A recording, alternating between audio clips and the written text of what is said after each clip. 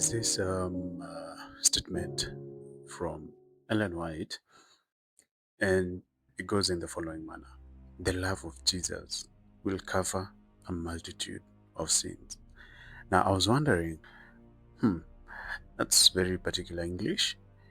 The love of Jesus.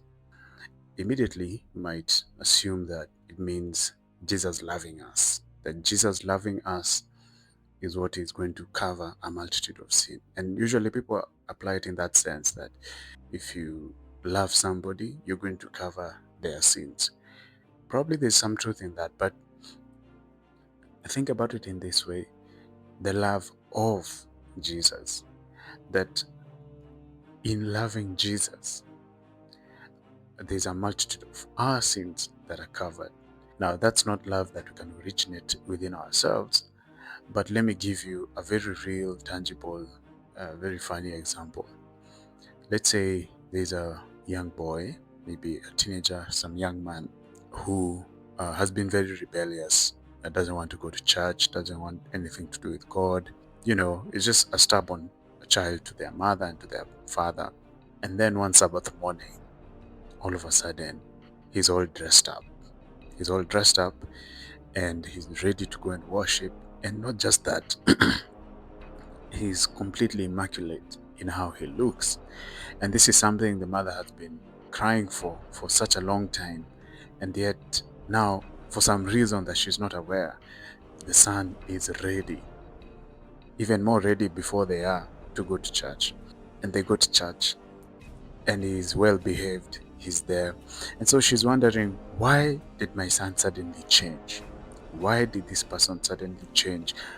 The other day, the other week, they were not ready. They didn't care about it. They would argue.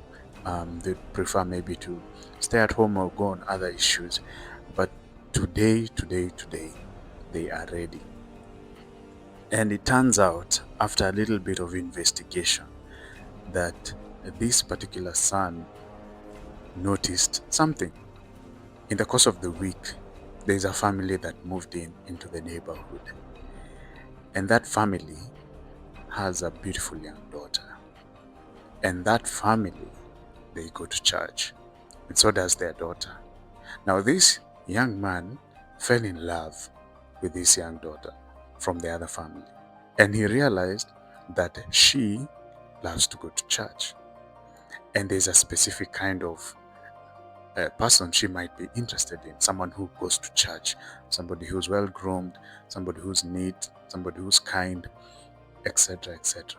And so in order, because he loves her, because he has fallen in love with her, because he has love for her, he's going to try and fit into the mold that would invite her to reciprocate and maybe be interested in him.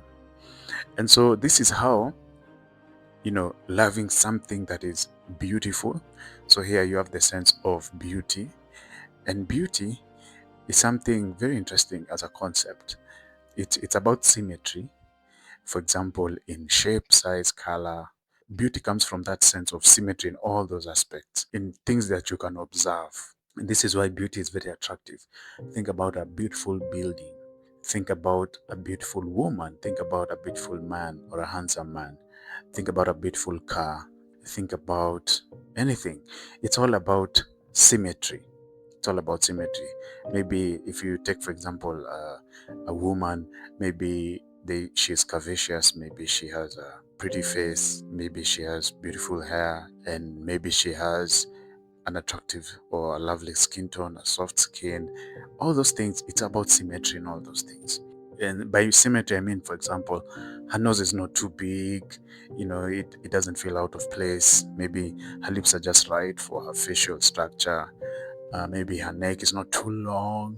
Maybe height-wise, it's very symmetrical for how her height correlates with all the other features, for example, of herself. So in that sense, there's beauty in all those things. And this young man, he found beauty in this young lady. He fell in love because of that beauty, and he was willing to change to obtain that beauty. Now, let's talk about Jesus. Jesus is very beautiful. He is beautiful in character. And we don't take time to learn how beautiful he is in character. That beauty of character is enough to change us, because we're going to desire it. When we learn about it, when we come across it, we're going to desire it. We're going to want it. We're going to want to change for it. And so the love of Jesus, loving Jesus, and I'm putting it in this sense that, for example, the love of the world is not that the world is loving us. No, it's someone who loves the world or who is attracted to the things of the world.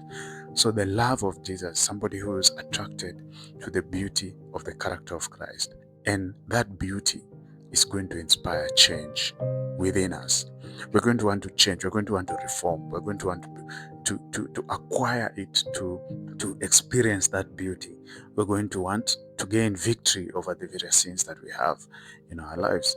So essentially, that's what I was thinking about this. Like, it's as simple as that. It's something straightforward in the sense that we ought to spend our time trying to learn about the beauty of Jesus each and every day, spending a little bit of time to be impressed by the beauty of the character of Jesus. Unfortunately, we spend most of our time being impressed or being distracted by things that are not really beautiful. They present themselves as beautiful, but they're not really beautiful. The things of the world, and etc., etc. But if we spend, and this is really the object of devotion. It's not a ritual that you just do because you're a Christian. I'm trying to go through the Bible to understand the beauty of Jesus. Where did Jesus show that beauty? Maybe in being kind to somebody who really didn't deserve it. Maybe in some way in which he wisely navigated a trap that the Pharisees had set for him. These kinds of things, these are the things we need to be spending our time each and every day, so that we can be inspired with the Spirit of God to make the changes that we need and to grow in our faith. Well, that's my morning thought for today, and I hope it makes sense to you. Whenever you come across that statement, the love of Jesus will cover a multitude of sins. Cheers.